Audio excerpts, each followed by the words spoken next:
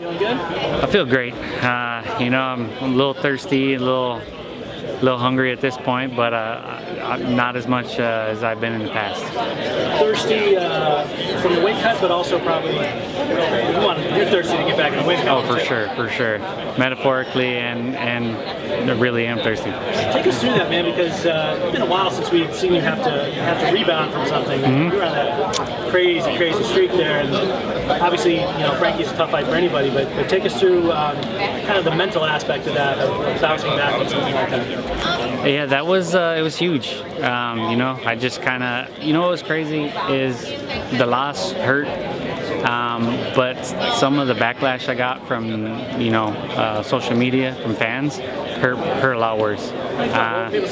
Just, you know, that just kept critiquing me about my wrestling, about how I'm washed up and blah blah, and it really hurt because I've always felt like I fight for the fans. I've always given it all I have. Even I got my ass kicked for 5 rounds in that fight, and I didn't want to give up because that's just not my style, you know. And you know, that definitely took a toll. But since then, I've been able to kind of, you know, switch it up, and I've been able to see all the positivity that you know, the people that I inspire, and that's kind of what I've been able to refocus on is, you know, 2 things: I want to achieve and I want to inspire, and those are my motivations for fighting now.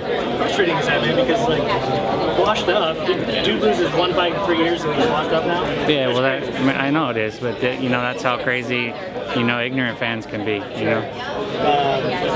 Because you were on such a great run right before that, this becomes a really important fight for you. That, you know, your match is on a nice little roll right now too.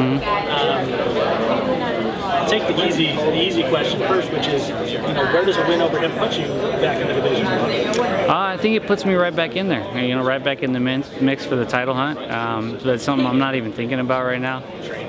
Right now, I got a great opponent in front of me that you know, should allow me to showcase my skills and on Fox, and so, you know, this is a bigger fight than I've had in the past, you know, just as far as viewership and you know, media and everything. So I feel it's like the perfect opportunity to you know, give the fans a good fight. Are title shots something you were thinking about before the Frankie fight, or stuff like that strictly, you know what, when you beat this guy, then we'll think about it on Sunday? I was forced to think about it, you know, and I hate that because you never know what's going to happen in there, you know, and it's kind of annoying that I was forced to have to like beg for it, and when I felt like I had deserved it, you know, over and over. So, you know, at this point, I'm like, you know, if it comes, it comes. I'm not worried about it. I just want to fight good fights. And, just keep winning fights.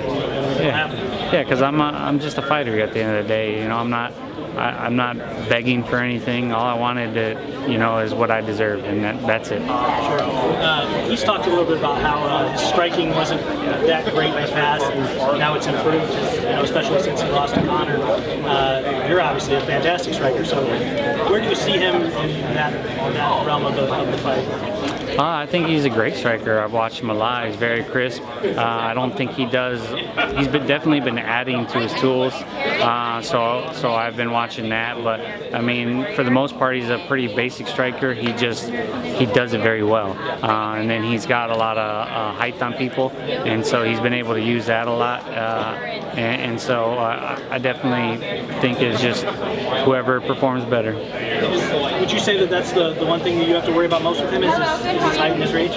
No, because I've always done well against taller opponents. I mean, you know, the George Roop fight, you know, people were like, "Oh, you're gonna deal with his reach?" I was like, "I do fine," you know.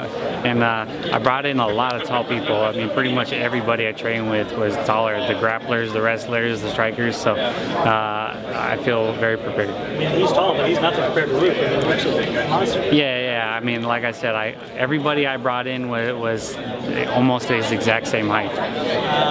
Were there any fights of his that you looked at to kind of lead everything, any tips for his fighting style? Are you not really a film guy? No, I'm a big film guy, so I watched tons of his tape. It was difficult because he did fight a lot of tall guys recently, you know, and then some southpaws, some short, stocky wrestlers. So I just had to watch a lot of tape and really see what he does in general, and then see the newer stuff, what he's evolving to, and then kind of like make my game plan off of that. given how things went the last time out, like if you had a way that you could pick to see this thing finish out on, like, how would you want to see it end? For this fight, definitely a knockout. You know, a knockout would be nice, but any finish, it gets exhausting to fight to the distance. And so, if I could get it done early, I'm definitely prepared to go the distance. But if I can get it done early and make my night easier, I'd love that. Definitely glad this is 3 rounds instead of 5. Oh, definitely. 5 rounds was fun to prove I could do it. Did it back to back, and I was like 3 5s, no problem. I got this.